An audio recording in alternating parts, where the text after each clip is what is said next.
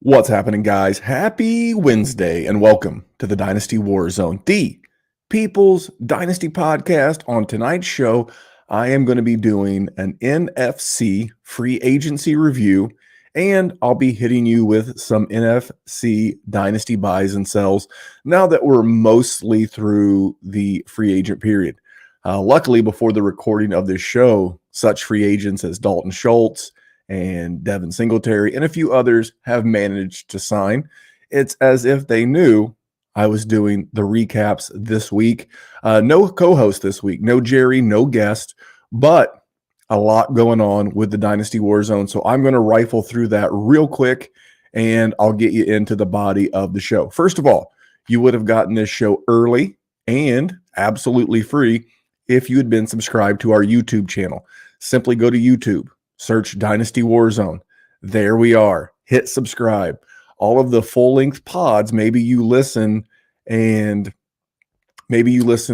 Wednesdays at work and you enjoy the podcast.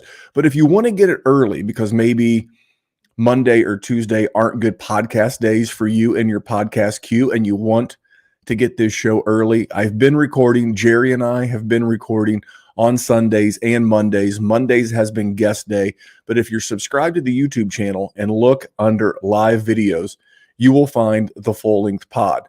So don't be afraid. Head over to YouTube. It's like your backup. You can get it early. You can also listen to it on audio on Apple, Spotify, Google Play, all of those fun places. But this is another way to get at the Dynasty Warzone. We would absolutely appreciate it. I'll hit you with the Patreon real quick, patreon.com/Dynasty Warzone. The group chat's been great. We've got some great new patrons in there, really mixing it up. And the chat's been live. And I've been helping one of our patrons with an IDP startup, and it's got the juices flowing.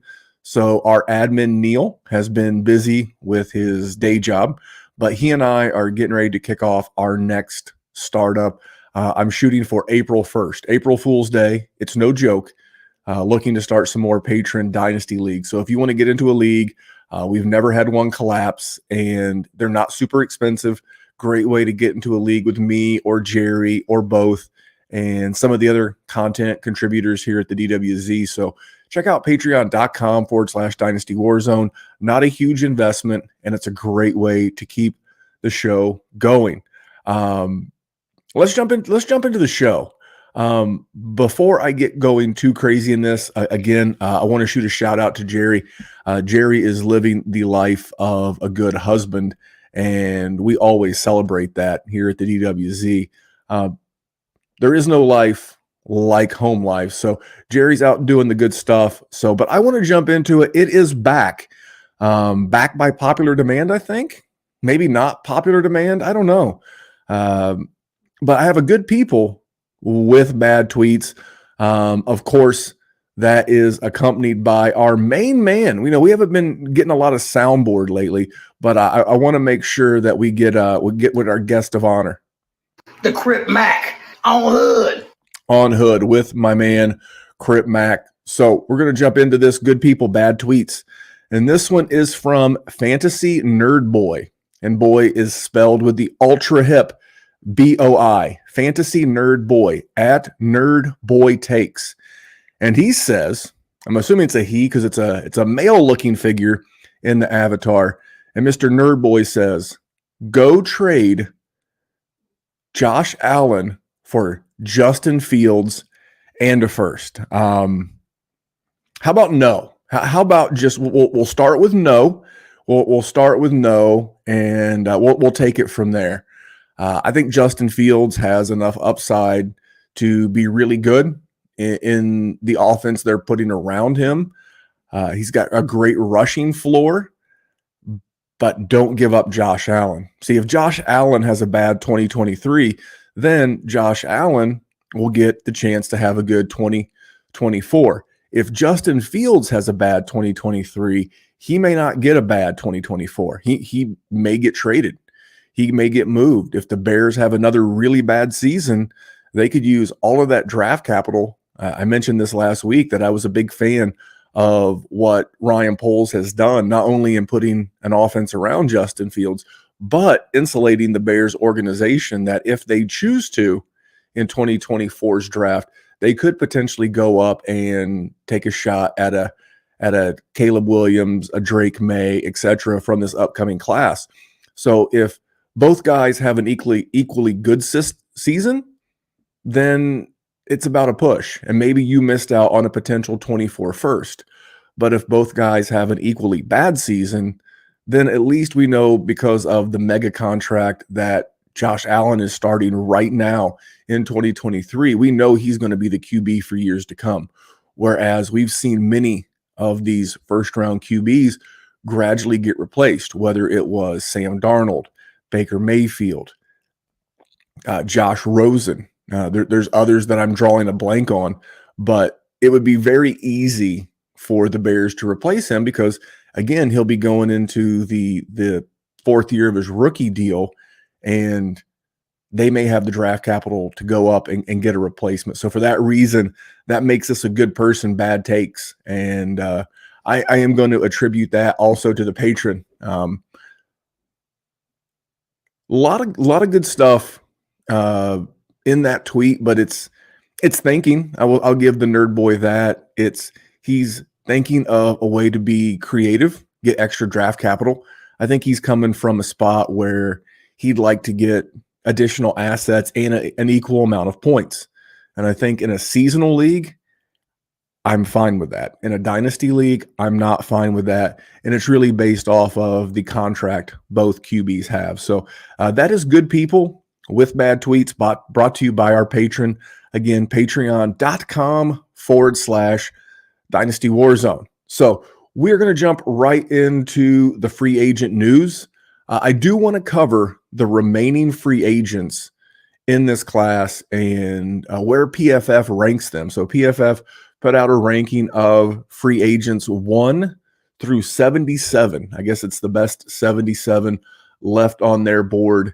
And I will read those. And if anything pops off, even in the NFC, which I'm going to cover tonight, then I'll make sure to cover it in the AFC podcast as kind of a backfill. So Odell Beckham Jr., they have it ranked as their 4th best free agent still on the board. I know Buffalo could still be in the mix. Kansas City, Cleveland, New York Giants, although they're less likely. We'll discuss why here in a minute. Number 8, DJ Chark. I saw DJ Chark as a good fit for the Carolina Panthers. I heard that on a podcast earlier. He'd be a good addition to Adam Thielen, who they just brought in. Number 20, Austin Hooper. Rumored on Monday that he was visiting the Raiders, so we'll see. Number 25 on PFF's big board of remaining free agents, Zeke Elliott. Not too many rumors on Zeke. I think Zeke just may lay out for a little bit and see what happens with the draft. I would not be shocked if Zeke has a almost Melvin Gordon-like offseason where Melvin Gordon's re-signed with I believe it was the Broncos last year. And that was literally the week of or right before the NFL draft. So we'll see, but I think that's one of the bigger names, maybe not bigger producers, but bigger names left on the board. At number 31, they have Foster Moreau. He's a guy, I'll throw you a bonus buy. He's a guy that I would go out and in tight end premium leagues, must start 2 tight end premium leagues, I would go out and try to get him now. If he lands in New Orleans, where it's rumored that he is taking a visit, obviously chemistry with Derek Carr, that would mean that my former man crush, Adam Troutman, may never be an actual thing, but he's a good speculative buy. I use the term moving on air. I don't mind moving on air for Foster Moreau.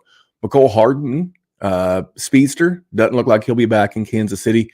He is PFF's 32 ranked remaining free agent. Going down to number 38, Jarvis Landry. I don't know if I agree with Jarvis Landry here, but he's going to kind of have like that T.Y. Hilton into his career. Maybe he doesn't sign with the team right away, and we'll see him. We'll see him later in the season. Julio Jones. I think you've probably seen the last of Julio Jones. You've got Kareem Hunt, number 40 on this PFF list. He's got to be the one free agent running back that I'm actually kind of surprised hasn't signed. A very talented guy, would look very good in a spot like Atlanta, but as of now, he is unsigned.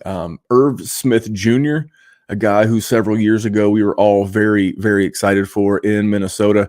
And I think we had the right idea. I think we were barking up the right tree, if you will, based on the success that we saw in just a handful of games with TJ Hawkinson there in Minnesota. But Irv Smith never put it together there. Maybe he'll put it together in his next spot. Number 50 on this list is Jerick McKinnon. Very serviceable veteran. If anything, this gives me positive feelings about, I know it's going to sound gross, guys, and I feel really bad for saying it, but it gives me a positive vibe for Clyde Edwards-Helaire. Maybe they're trying to get their money's worth out of him. This is the final year of his rookie deal. It'll be him and Isaiah Pacheco.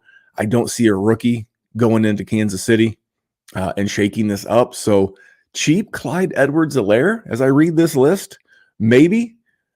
Number 53 would be Marvin Jones Jr., and that's the last one on this PFF list. So that's a handful of people that have signed. They had guys like Devin Singletary, Damian Harris, Dalton Schultz on this list as well, but they signed as I was preparing to record this podcast. So I'm not going to dive too deep into those until I come up on their teams. So what I thought I'd do to give us some content is I'm going to go team by team. I'm going to tell you who they added from a skill position standpoint and what do I see, good, bad, or indifferent. And then at the end of this podcast, I'll give you 2 buys and 2 sells. And I'll jump right into the Arizona Cardinals. To date, the only people that the Arizona Cardinals have brought in for free agent skill position guys have been, shout out to friend of the show, Tyler Gunther of the Dynasty Happy Hour. Tyler was always a big Corey Clement fan. Tyler, there you go, kid. Corey Clement in Arizona in the backfield mix with James Conner. And then they signed former Colt and Eagles Zach Pascal.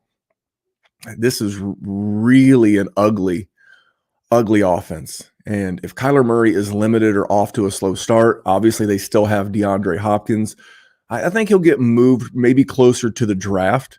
And we'll see. I think it may even be like on draft weekend. I think if a team misses out on a rookie wide receiver, like maybe you're a team and you have like Quentin Johnston on your draft board, and maybe you miss out and you're looking for a bigger wide receiver. Maybe D-Hop is the kind of guy that you could bring in.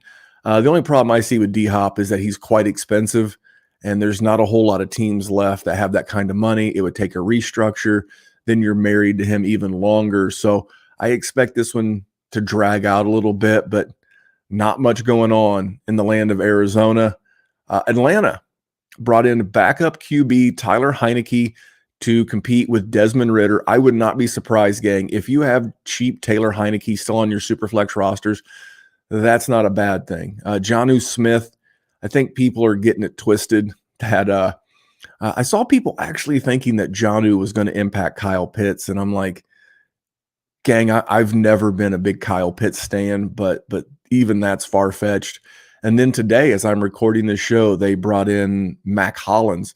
And I think it was PFF or Fantasy Pros or somebody tweeted out that Atlanta has the tallest receiving group in the NFL, which someone then smart-assedly said, well, better for them to block, i.e. meaning the run game. I will tell you that to date, Tyler Algier, my buddy Theo over at Player Profiler, Theo Grimminger, he was like, Tyler Algier is doing his best, the Matrix.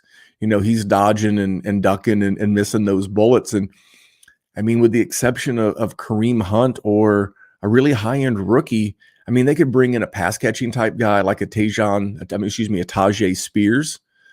But so far, I gotta consider Tyler Algier a winner. Move on to Carolina Panthers. They've brought in Hayden Hurst, tight end. I think this kind of pisses all over the excitement that I've had for Tommy Tremble, but we'll see. He's still only going into year 3, but you do have to clear him off of your taxis. But brought in the well-traveled Hayden Hurst, a move that myself and Matt Hicks from the DLF and the rookie big board last week, we discussed Adam Thielen as a good fit here, as a mentor to a young receiving group. And man, that was a good call. Miles Sanders, this one right here, biggest contract in free agency to date for a free agent running back. 4 years, I think it was like 12 or 13 million guaranteed. I really like that deal. And then Andy Dalton. I kind of put these two things together on my list, Andy Dalton and the 101. Clearly the 101's a quarterback. You don't pay that kind of price to go up and get an asset unless you're going to make it a quarterback at that acquisition cost. But Andy Dalton, again, good mentor. Someone, if they want to go with the ultra raw Anthony Richardson, not the worst thing in the world. Give him a couple of 6 weeks, even a full year. I think Carolina could win the NFC South with this roster. I mean, Atlanta's still super young and not very good on defense. I don't know what the hell Tampa Bay is going to be. And they've got all these guys. So maybe they put it together for, enough of a run. They finished second in the division last year, but I really like this. And I do like Miles Sanders. And don't be swayed by those people saying that, Chuba Hubbard's still there. Miles Sanders, very capable pass catcher. If you go back to his rookie year, I think he had 60 targets, 40 some odd catches. Just because he hasn't done it lately doesn't mean that he can't do it. So I'm a big Miles Sanders guy. This is why I was acquiring Miles Sanders this time last year. I was telling you, go get Miles Sanders. It was going to be a free agent year. This is a 2-year contract with the way that I read it. So not a ton of outage in there. And here's the best part. The Panthers are going to have a rookie quarterback. Rookie quarterbacks are on cheap deals. There won't be this amazing need in 2024 to cut Miles Sanders to save cap because their quarterback will be going into year 2 of his rookie deal, and Miles Sanders will still be very affordable. So I kind of see Sanders as a 2-year asset. Chicago Bears brought in a couple of running backs. I think one, Travis Homer, will be more of a special teamer, but we've seen him, play regular offensive snaps. Deonta Foreman, to pair off with Khalil Herbert and Ernst. I think it's Erbst, the rookie from last year. I know I had a lot of him on taxi squads. I didn't write his name down, so of course it would pop in my head to bring him up, and I would mispronounce his name. But Tristan Ernst is if I remember correctly. Get a piece of this backfield. Obviously, earlier in the offseason, I was preaching both here on the show and on Twitter, Khalil Herbert, knowing that David Montgomery was a free agent. But none of these guys are the healthiest guys around. So just having a piece of this Bears backfield could be good for you. DJ Moore, I would have loved to have seen him gone to a more advantageous offense, but I don't know what this offense is going to be. I'm going to be open-minded. Again, I hated when the Eagles traded for A.J. Brown. I thought it was going to be doomsday. I was way wrong, and I could be way wrong here. And then Bob Tonyan. They brought in Bob Tonyan, tight end from the Green Bay Packers. And this just kind of rounds out what's been a very nice offensive offseason for the Chicago Bears. I mentioned earlier in the body of the show that this is the put up or shut up year for Justin Fields. If the Bears have a bad season and finish, 6-11, 5-12, 7-10, and the Bears are, drafting somewhere in like the top 10 picks, and they don't see Justin Fields take a step. His pass completion does not go up. The wins don't go up. The fumbles don't decrease. I believe he had 16 fumbles last year. If he doesn't take a metric step forward, then this team, again, because of the smart trading of Ryan Poles, will have the draft capital to go up and make a splash. So going to be an interesting offense, one that I probably won't have a lot of shares of except for my existing Khalil Herbert and DJ Moore shares. But I think it's good for Cole Kmet, and that Bob Tonyan can do some more of those 2 tight end sets, and maybe he can run some more routes. Dallas made a couple of nice trades. One of those was defensive to get Stephon Gilmore. That's not what we're talking about. They got Brandon Cooks for a song. It's almost like they just basically traded Amari Cooper for Brandon Cooks without a year of Amari Cooper's service. That's weird, but obviously the big move was cutting Zeke Elliott, who remains unsigned at this point, and Tony Pollard. I think we all look at Tony Pollard. We get the big googly eyes. Hey now. We get that hey now look in our eyes when it comes to Tony Pollard. Little hint, I'm going to talk about him later in the show, but I love the Brandon Cooks move for Dak Prescott, and this is why. Obviously we'll talk about Dalton Schultz on the AFC edition of the show, but this is why I was like, go get Jake Ferguson, go get Turd Ferguson, go get Jake Ferguson. I've been saying it on this show for 2 months since the regular season ended. This is why. That guy flashed. He looked good, and if you haven't acquired him in your tight end premium or must start 2 tight end format leagues, go look at that GM. Can you put together a trade where you get Jake Ferguson as a throw-in? You might catch someone napping. I don't know, but it's definitely worth a shot. Detroit. Everybody loves Detroit. This one right here was kind of weird. David Montgomery replaces Jamal Williams. Touchdown upside. That's all that I can tell you. I can tell you that David Montgomery was a pretty good pass catcher in Chicago. And I can tell you last year that Jamal Williams, as the secondary pass catcher, had less than 20 targets on the season. Whereas even though DeAndre Swift missed, I believe it was 5 games, I think he played 12, he had 70 targets. So David Montgomery is going to need that touchdown upside to make him viable. I don't know that he gets it. Even if this was Jamal Williams in this role, would we be looking for another 17 touchdown season? And I don't think so. Maybe. But for Monty, he's still an RB2 for me, a back-end RB2. Didn't really change much for Swift. Whether it was Monty or whether it was Williams, someone was going to be a pain in his ass and just kind of boring. The Lions lost DJ Chark. At least they haven't re-signed him yet, but they're going to have Jamison Williams. They have 2 top 20 picks. They have 6 and 18 overall. So this team's not done adding. They put a lot of money and pieces into the defense, but the Detroit offense is going to be fun. And I love a team that plays all of those home games. They're going to have 9 games indoors, at least 9. That's the 8 home games they have this year, and 1 on the road at Minnesota. So half of their schedule will be guaranteed to be indoors. So going to love Detroit. Green Bay, this really comes down to they're going to be losing Aaron Rodgers at some point. And all of us, like me, I am one of the original holders of Jordan Love. The one thing that I do like, I'm not going to use the word love with Jordan Love. One thing I like about the Jordan Love situation is listening to veteran GMs, veteran players out there that do podcasts and create content.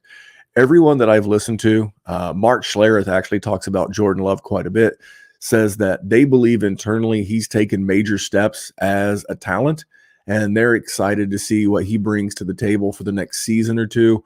So I don't think you're going to get a discount because at this point the cat's out of the bag. We all know Aaron Rodgers is going to be on the move, so you're not going to get a deal. But if you're looking for like a QB3, borderline QB2 with upside in a good offense and a pretty decent offense, I think Romeo Dubes is going to be okay. We saw Christian Watson flash. I will laugh out loud. I will be honest. I will laugh out loud if the Green Bay Packers use that like 13th or 14th, 15th, whatever pick they have, if they use that pick on an offensive skill position player, something that they very seldom did for Aaron Rodgers. But I think this is an offense on the move. The next one right here is the LA Rams, and the LA Rams managed to acquire Hunter Long in the deal with the Miami Dolphins. And then outside of that, it's been this.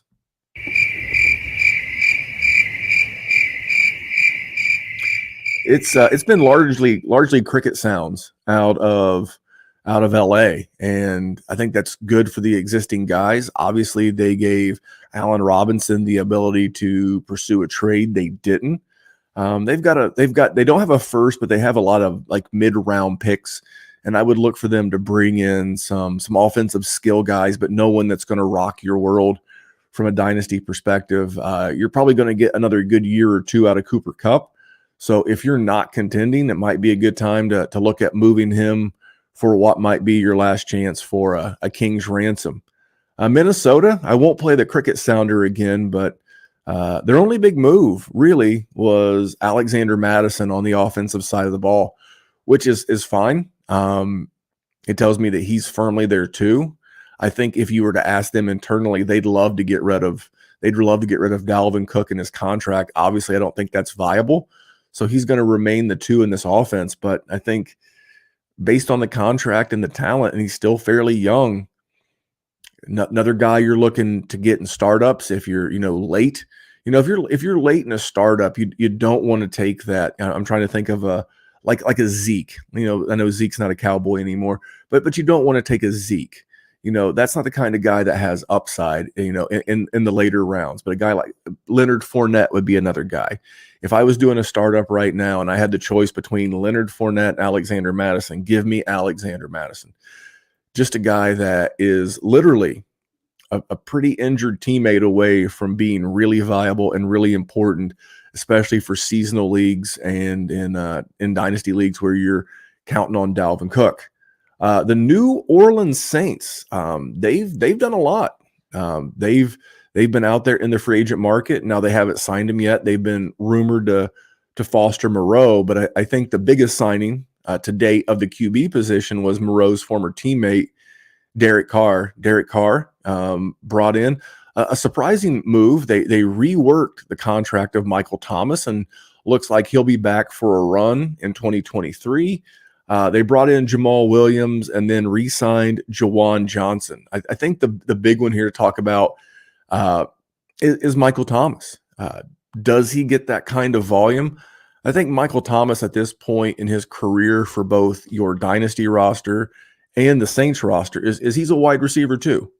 They invested a lot into Chris Olave. I think it's the 11th overall pick that belongs to the Eagles was the first round pick they traded up to get Chris Olave. So they're clearly invested in him. But man, as a team, if you had a guy like Michael Thomas as your wide receiver 3, which is very feasible in startups right now, then he would be someone I would be looking to add if you still have a share and you're not a contender. Maybe you inherited an orphan with a Michael Thomas. Not a bad time to look to get rid of him as rookie drafts come up.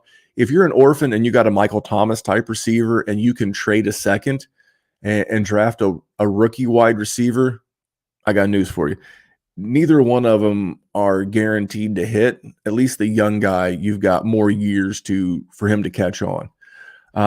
New York Giants, Danny Dimes re-signed a 4-year deal.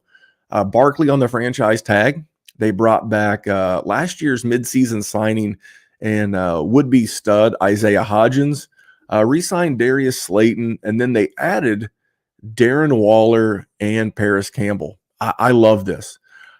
Do I think this puts the Giants on the level of the Eagles or the Cowboys? No, I do not. But do I think this gives them a chance to make the playoffs again and make noise? Yes, I do. Do I believe that in the right circumstances, they could press the Dallas Cowboys and the Philadelphia Eagles for this division? Yes, I do. The Giants are playing a third-place schedule. They finished third in the division, whereas the Eagles, based on last year's opponents, they're playing the toughest schedule in the league. And for the most part, most of the season, they were pretty healthy. And, the Giants, Brian Daboll and Joe Shane, and I hope I pronounced his name correctly. I think there's a lot of upside in this offense. So I'll discuss that in a little bit. Philadelphia, they brought back running backs Boston Scott, and they brought in Rashad Penny. A move that I really like if you're a Jalen Hurts GM is the signing of Marcus Mariota. Not that Marcus Mariota is in any way, shape, form, or fashion a threat to Jalen Hurts, but he keeps the offense going if Jalen Hurts misses a couple of games. Is he better than Gardner Minshew? I don't know. Is he worse than Gardner Minshew? I don't know. but I do know that he's not a threat, and he's a guy that if you have Jalen Hurts and and whoever Justin Fields' backup is, these are the kind of guys. Like, I'm not a big quarterback handcuff guy, but ask Lamar Jackson, ask his GM if they wish they'd had Huntley on their roster last year. Lamar missed all of the fantasy playoffs. Hurts missed time in the fantasy playoffs. Fields missed time in the fantasy playoffs.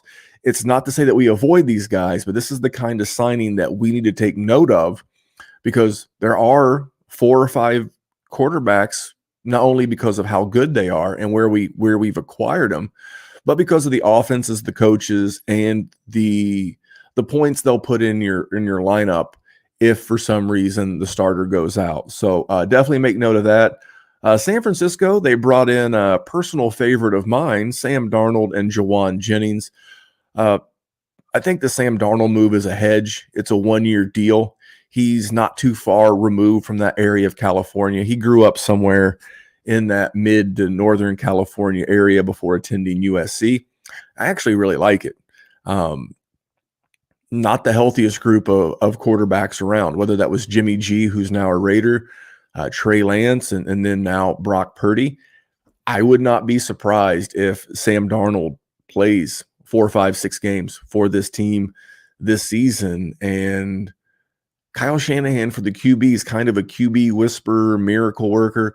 I'm not telling you to acquire him, but if he's on your waiver wire in a super flex, or you still have him as like your QB 4 or 5, don't move him. Hang on.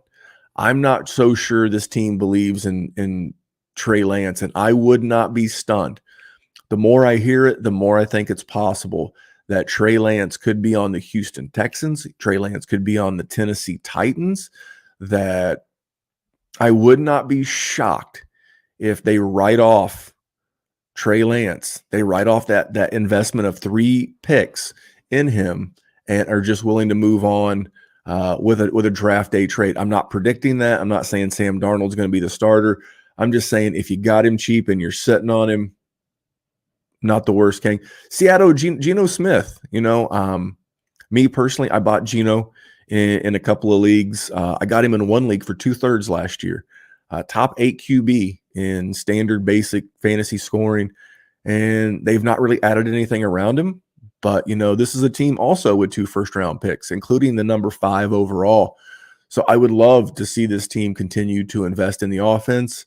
I'm not a big Anthony Richardson guy, but this is a dream spot. This is perfect. This is the spot that you want. If you like Anthony Richardson, I'm not saying Geno Smith is Alex Smith, even though they're both last names Smith, but it would be wonderful for the Seattle Sea Chickens to be able to draft Mr. Anthony Richardson. And if I'm, John Snyder, the GM, I get up on that podium and say, look, you're not seeing Anthony Richardson this year.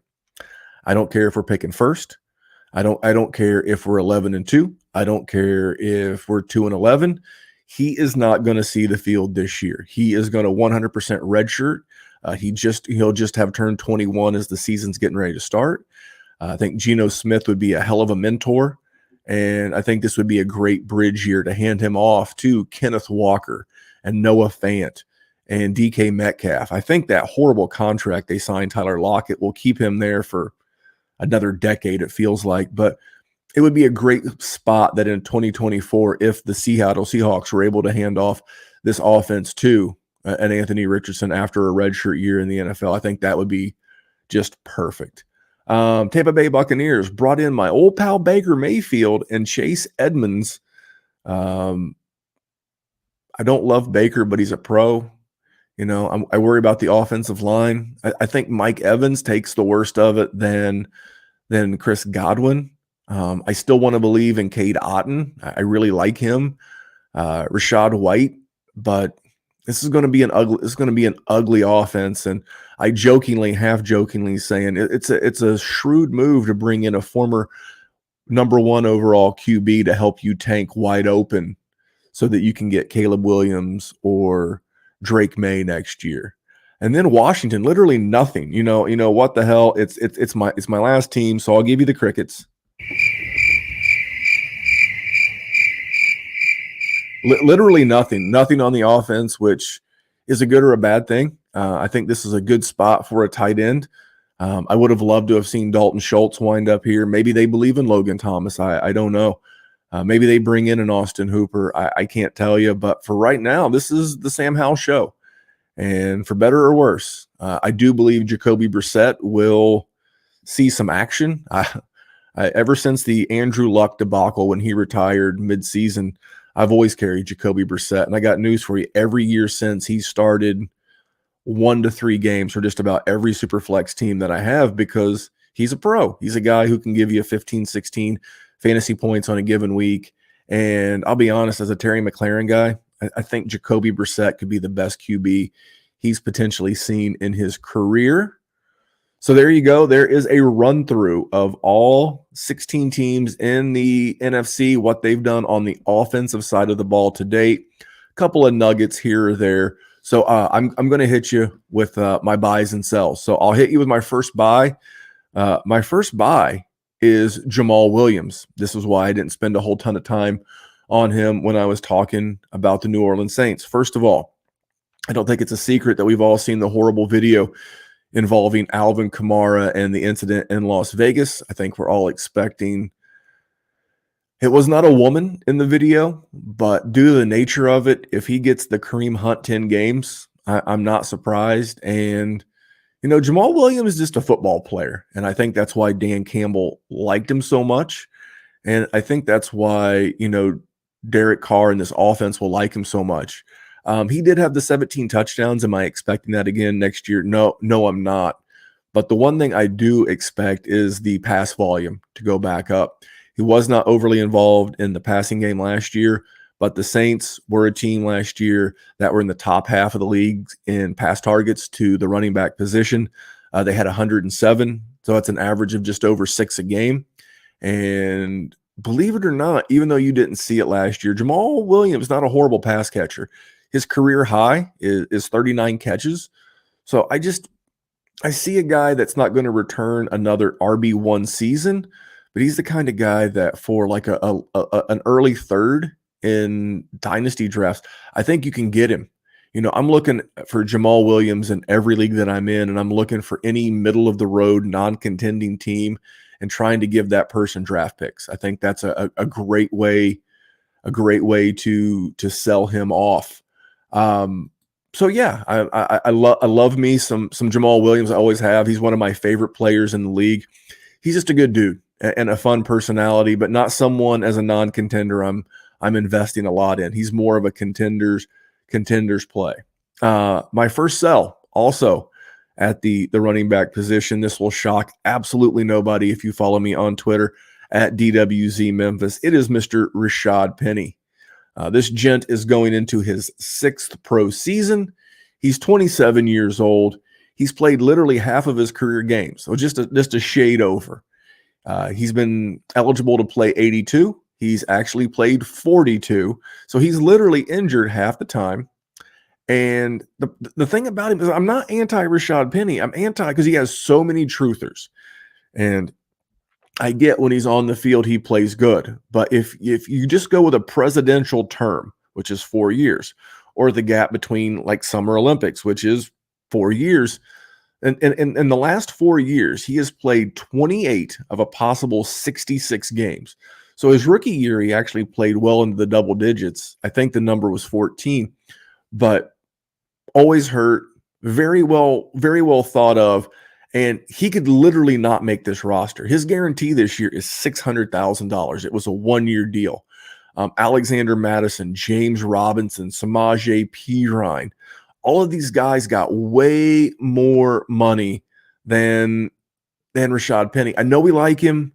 I know we're rooting for him. He can produce in spurts. But remember last year, before he got hurt, he had one game in double-digit PPR points. One.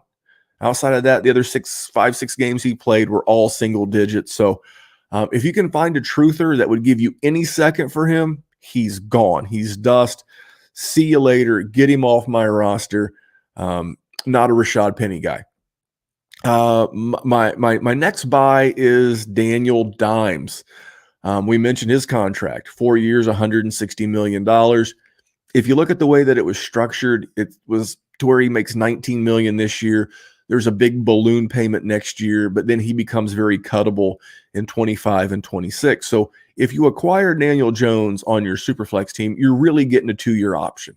You're getting a 2-year guy that, I mean, obviously if he gets hurt and they get the number 1 overall pick and they draft Caleb Williams, that goes without saying, but barring major injury, you're acquiring a 2-year piece in your Superflex league. He was last year's QB7. I didn't factor in week 18. Most of our championship weeks are week 17. So using that format, he was the QB7 on the season. He averaged 18 PPR points per game, which is more than Tua. And this is not a shot at Tua. This is to illustrate Tua was a guy who we all thought was on an MVP pace. A lot of people, ESPN, Fox Sports, whatever, they said, hey, first 6 games of the year, Tua's in the MVP talk, and Danny Dimes was scoring more points than that. He also scored more points per game than Trevor Lawrence and Justin Herbert. I'm not saying he's a better buy or a better startup piece than those guys. I just think that you can get him for QB2 prices. And I mean, again, this is a team that added Waller. It added Campbell. It's going to get Wan'Dale Robinson back. They re-signed Slayton. Every mock draft I've seen has them taking Zay Flowers. I've also seen a little Jordan Addison, but I think this is a team that's going to continue to invest in the offense.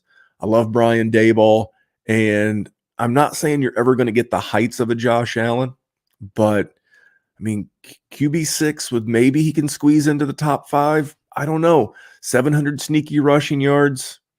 I don't hate it. And then my last guy is Tony Pollard.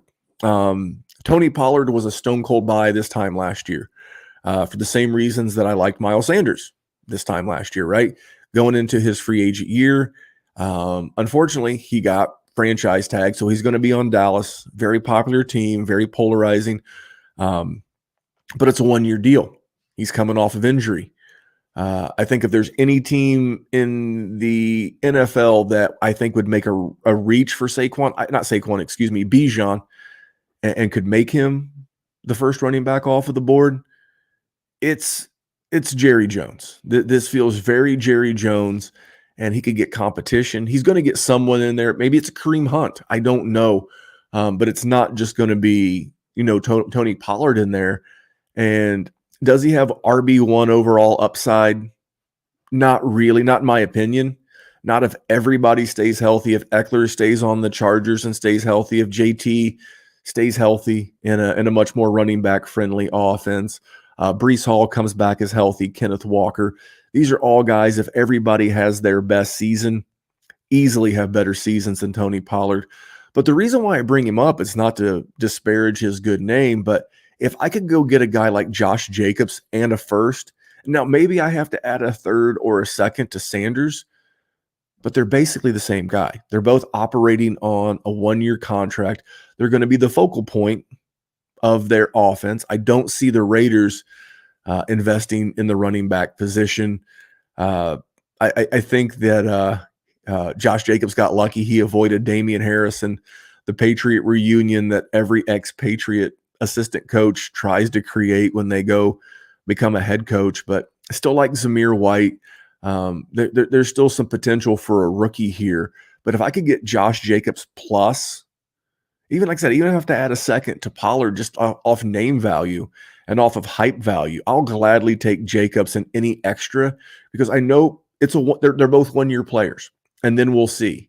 And because of that, I think I can, again, I get the same points and I can pick up a little bit extra. I wouldn't do it with Justin Fields and a first for Josh Allen. I will take Josh Jacobs and some picks for Tony Pollard. So there you go, gang. There is a show. Jerry wanted to be here. He cannot be here, but like I said, I was recording this on Monday night, and if you'd been subscribed to our YouTube channel, then you would have caught this show early. And speaking of YouTube, so if you're listening to this on Tuesday, again, this is where you're going to need your time machine. If you're listening to this on Wednesday, on Tuesday evening, I am jumping on with John Sheps of the Toilets to Titles podcast. We're going to discuss my rookie rankings. where I have this rookie class going. It'll be great because on this show this week, I'll be doing another show just like this one for the AFC later in the week. So it'll be nice to get a veteran break and talk some rookies. And then I'm joining the boys over at the Dynasty Fever podcast on Wednesday. So if you're listening to this Wednesday morning, sometime later Wednesday evening, I'm going to jump on with the gang over at Dynasty Fever. And then probably Thursday for a Friday bonus, I'm going to jump on it and knock out the AFC, as well as knocking out any additional signings if they happen to land with the NFC. Like I just threw out the hypothetical. If Kareem Hunt signs with the Dallas Cowboys or the Arizona Cardinals or any team in the NFC, I will jump back in and I will record that later in the week. I want to thank everybody. The downloads have been tremendous. But ask you for a couple of things. I want to ask you for a couple. If you made it this far, then you're one of the loyal ones. And I want to ask you for a couple of three things. As a matter of fact, for sticking all the way out to the very end, I will even give you the couple of three things sounder. Let me tell you a couple of three things. One, I need you to go to YouTube. You go to YouTube, you search Dynasty Warzone, you hit subscribe. Please, pretty please. Go to YouTube, Dynasty Warzone, hit subscribe. If you want to watch any of this, it's under live videos until some more videos come. Number two, I want you to go to iTunes, Spotify, wherever you can rate and review this show. And I'd like you to rate and review this show. We are currently sitting at 258 reviews. I would love to have 300, a Spartan, if you've ever seen the movie 300, a Spartan's worth, that's in honor of Jerry, a Spartan's worth of reviews. I don't care if you give us 1 star. I don't care if you give us 5 stars. I've heard it said on other podcasts, feedback is a gift. Maybe you like the new setup on YouTube. Maybe you see Bo is back on the YouTube setup. That's worth going to YouTube alone. And then the final thing I would ask is consider patreon.com, patreon.com/Dynasty Warzone. You get a tremendous group chat. You get a lot of extra podcasts. You get one-on-one help. Rookie season right around the corner. I can be your ace in the hole. Not an asshole. I mean, I can be an asshole, but I can be like an ace up your sleeve. Better analogy. I can be your ace up the sleeve as you're doing those rookie drafts. Happy to help you look at your roster, what makes sense, what doesn't. And that's for next to nothing over at patreon.com/Dynasty Warzone. Again, Tuesday night, I'll be hanging out with John Sheps at Toilets to Titles. Wednesday, I'll be hanging out with the gang over at Dynasty Fever. Friday, I'll be back on our YouTube channel and in this podcast system doing the AFC. But until then, I want to thank you for riding with me today. I want to shout out to Jerry. Way to be a good husband. And remember, follow us everywhere on social. Just search Dynasty Warzone. Follow us. Subscribe everywhere. Leave a rating. Leave a review. And I will catch you guys on mini podcast later this week. Thanks, guys.